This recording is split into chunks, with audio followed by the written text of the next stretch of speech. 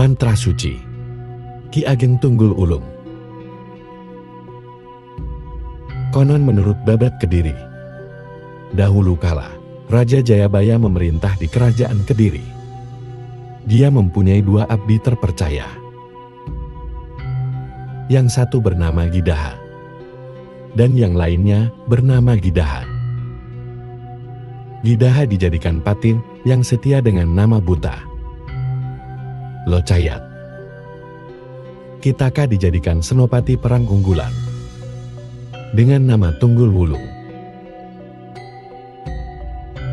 Kala Raja Jayabaya moksa, kedua abdi itu pun juga turut moksa dengan tugas yang berbeda. Buta Lojaya ditempatkan untuk berjaga-jaga di Selabali atau Gua Selomanglang. Sementara Tunggul Wulung ditugaskan untuk menjaga kawah Gunung Kelut, supaya letusannya tidak banyak merusak desa-desa sekitar. Menurut legenda yang berkembang, kelak Raja Jayabaya akan datang kembali. Karena itu Tunggul Wulung bertugas untuk mempersiapkan kedatangannya. Sebuah keyakinan mesianik yang berakar kuat di kalangan orang Jawa. Kisah melompat ke tahun 1840-an. Tersebutlah sebuah nama bernama King Abdullah. Berumur sekitar 40 tahun, dilahirkan dari keluarga priaya di Juwana, Jepara. Dia adalah seorang pamong praja di Jawa Tengah, sekaligus seorang murid pesantren. Tampaknya atmosfer penjajahan ditambah dengan suasana keagamaan saat itu menghasilkan pergumulan batin di hati Ki Abdullah. Pada tahun 1847, pergulatan batin ini membawanya kepada Laku Ngelmo ke arah timur, dan selanjutnya mendaki Gunung Kelut untuk bertapa. Lagu ilmu ini tentu saja tidak melulu bermakna magis atau mistis, tapi juga bermakna filosofis. Karena dalam melakukannya, Geng Abdullah berusaha menangkap pelajaran hidup dari semua orang, guru dan kiai yang dia jumpai. Dalam perjalanan pendakian, Geng Abdullah bertemu dengan Endang Sampurnawati, seorang putri bangsawan Kediri yang ternyata juga melakukan ziarah spiritual yang sama. Mereka sempat beradu ilmu filsafat dengan masing-masing menyodorkan sebuah teka-teki. Endang memberikan teka-teki, ono kemiri tibo saiki, kena dicupuk dewingi. Sedangkan King Abdullah memberikan teka-teki, Ratu Adil mertamu, tamu bagai aji kang didayoy, sepiting tanpa sangu. Teka-teki ini membuka diskusi di antara mereka tentang harapan akan Ratu Adil, sebuah konsep yang berkembang di dalam masyarakat Jawa. Akhir cerita, mereka kemudian memutuskan untuk menjadi suami istri dan bersama-sama bertapa di Gunung Kelut untuk bersama-sama merenungkan filosofi kehidupan. Demikianlah selama 7 tahun. Akhirnya mereka berdua melakukan perenungan di Gunung Kelut. Karenanya King Abdullah sempat dipanggil orang-orang sekitar kaki Gunung Kelut sebagai Ki Ajar Gunung Kelut, seorang guru filsafat kehidupan dari lereng Gunung Kelut. Di gunung inilah King Abdullah menghabiskan waktunya untuk bertapa dan juga merenungkan semua filsafat kehidupan, dari filosofi Hindu, Buddha, kejawen, Islam maupun filosofi Kristen, yang saat itu sudah banyak diterima oleh masyarakat Jawa.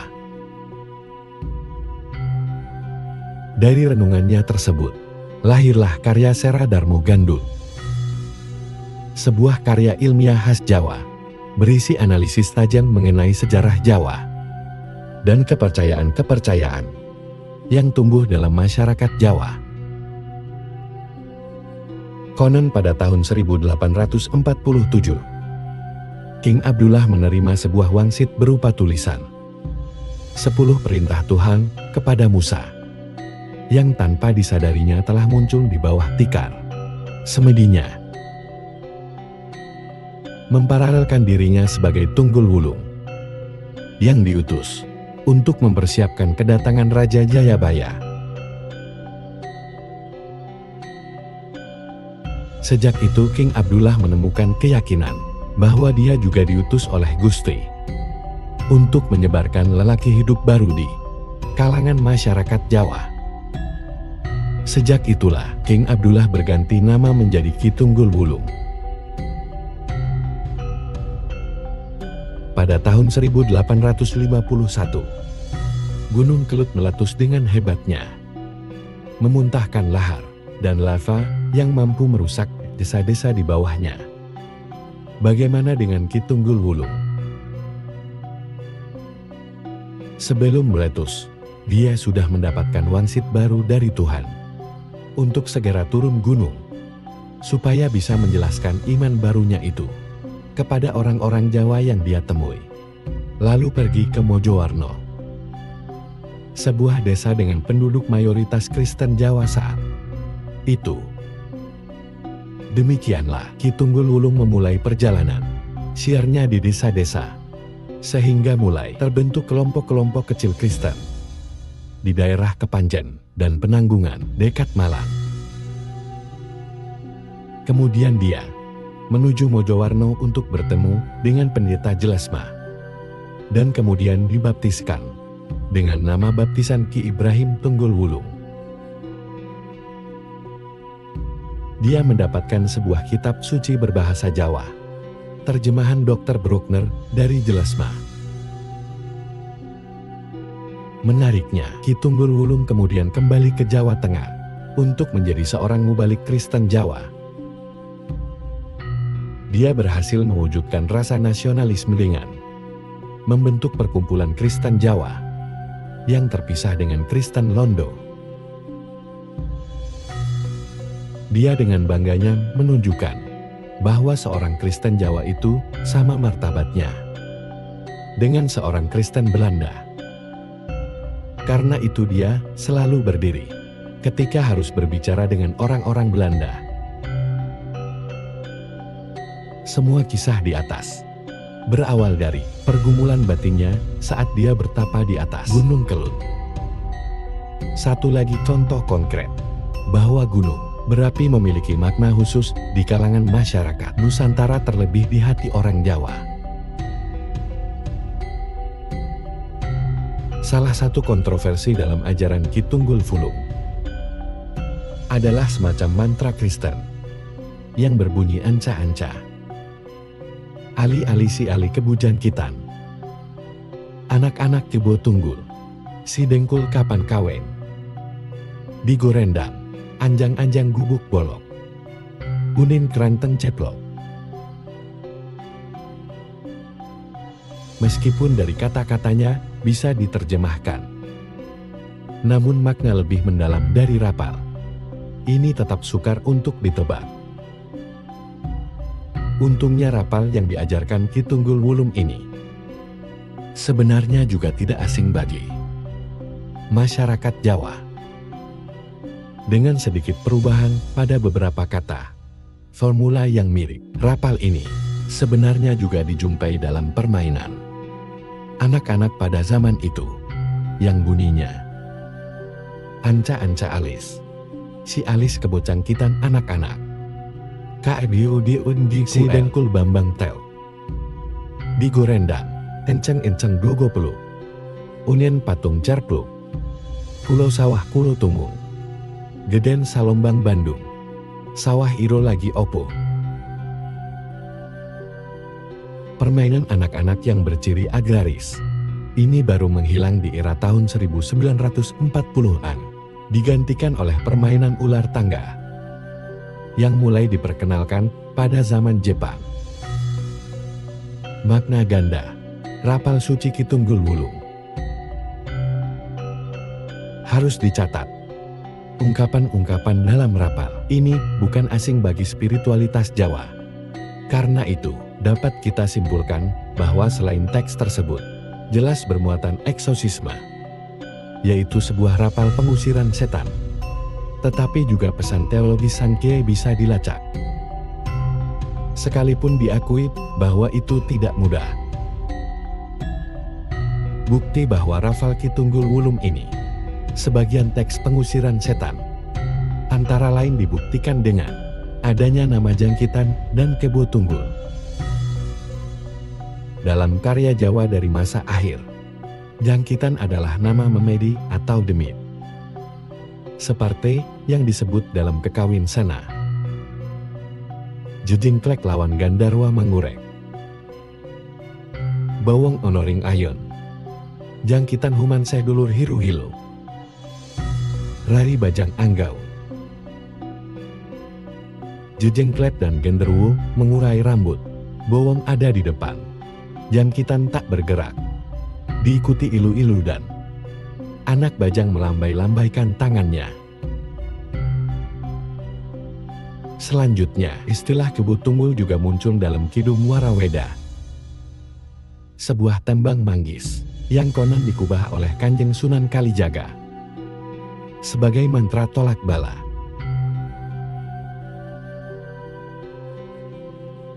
Ajiku Gajah Panutio, Kebodungku Bromo Rep Sirep Sami Saraf, Leloro Puniko, Asuhung Jantung Jaga, Tugeng Moto, Malikin Sun, Panahku Sapu Buwono, Datekno Kusuma Ade, Bocah Bajang Giring Angin.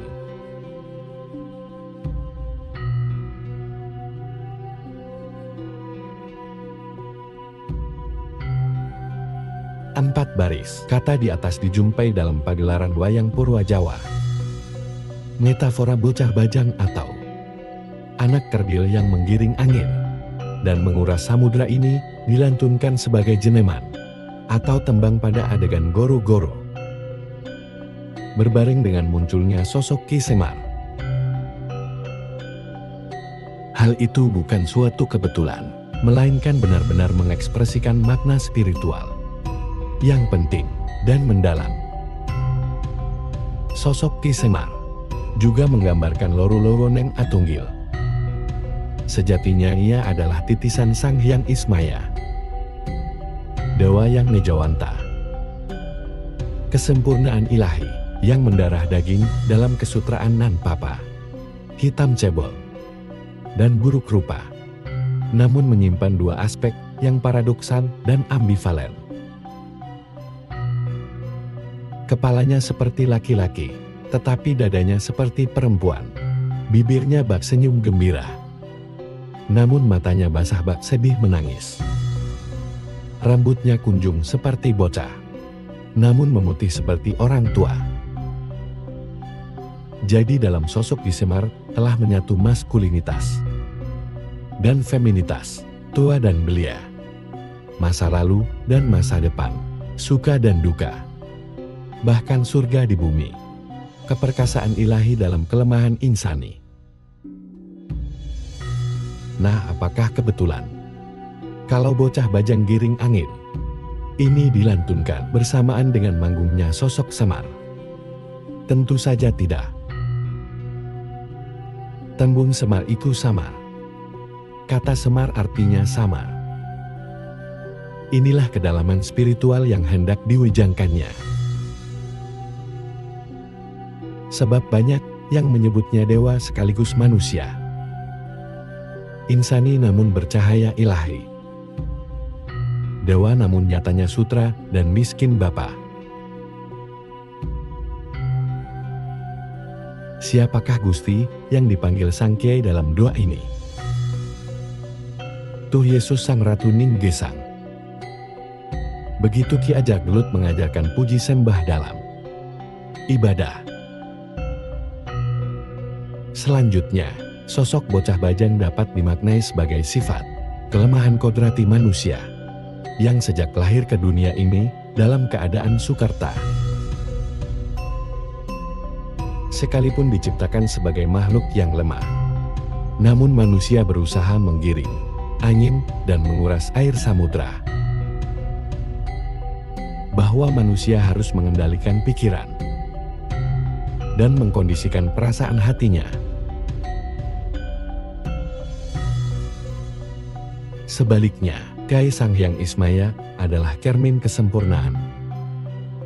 Jadi Semariang mendampingi bocah bajang. Maknanya kesempurnaan hidup yang tinggal dalam kelemahan manusia. Selanjutnya, dalam spiritualitas Jawa, Kebo Dungkul dan Sapi Kumarang adalah dua aspek yang juga tak terpisahkan dalam diri manusia. Bak dua sisi dari mata uang yang sama. Lebih dalam lagi, dilatar belakangi oleh relasi Brahman-Atman. Dalam monisme Hindu, simbol Kebo Dungkul merujuk sifat kelemahan insani. Namun Atman, inti terdalam dalam diri manusia, yang sehakikat dengan Brahman Tuhan sendiri. Sejatinya cerdas cendekia, laksana sapi kumaran. Dahulu Sunan Kudus membawa sapi kumaran untuk menarik perhatian rakyat kota, tajuk yang akhirnya disebut Kudus.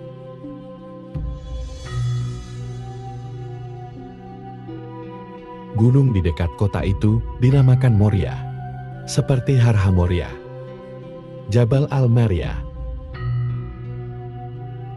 Rakyat kota Kudus yang waktu itu mayoritas Hindu berbondong-bondong datang ke halaman masjid. Karena sapi itu mengingatkan mereka kepada sosok lembu Andini, kendaraan Dewa Siwa. Dan Kanjeng Sunan Kudus pun berkhotbah tentang surat Al-Baqarah atau sapi betina. Banyak umat Hindu kemudian tertarik masuk Islam. Di wilayah yang sama, Ki Tunggul Wulung menyebut dalam rapalnya, anak-anak Kebo Dungkul, KBUD dan sapi kumarang adalah Loruning Atunggal. Kita ini hanya anak-anak Kebo Tunggul yang lemah. Begitu kira-kira pemikiran Ki Tunggul Wulung. Namun Eroha Suci Tuhan yang cerdas cendekia akan selalu menuntun dan memampukan makhluk yang lemah ini untuk mengendalikan pikiran dan menjaga perasaan hati. Untuk itu ancak-ancak atau tempat sesaji dari bambu, simbol ambengan agung, harus dipersembahkan kepada Yesus Sang Ratu Nengesan. Agar si Alika, Bujang Kitan atau para Watyabala LLMbu tidak berani mengganggu. Dan kerinduan keselamatan agung itu hanya mungkin dikerjakan Tuhan Sang Tritunggal, Rama Allah Putra Allah, Roha Suci Allah, Tetulun Tunggal Sawije. Dengan nama Tritunggal Maha Kudus itu, bahkan jagat erat ini harus diruat. Ibu Pertiwi harus disucikan kembali, supaya lempanglah jalan menyambut kerajaannya di bumi. Lemah sangar, aku angker kupas racun. Jadi duhu iti Gusti, mangke selamat selamanya. Tanah dan kayu angker serta racun, kiranya hilang kuasanya. Dengan izin Tuhan, selamat semuanya. Siapakah Gusti yang dipanggil Sang Kiai dalam doa ini?